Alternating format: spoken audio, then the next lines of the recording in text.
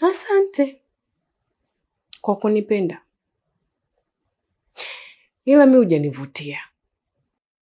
Yaani kiufupi sivutiwi na wanaume wa aina yako. Yaani mwanaume mwenye sifa, sijui mimi nina hela, sijui nina nyumba, nina kazi nzuri, nafanya kazi benki.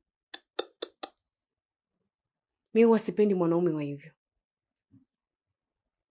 Alafu hizo swaga mbona kama ni swaga za watoto wa chekechea, sijui wa darasa la kwanza huko. Yaani mimi mtu mzima na akili zangu timamu uniingilie na swaga hizo kwamba nina hela, nitakujengea, sijui nitakuongezea biashara yako. Wewe umesikia mimi siwezi kutafuta hela?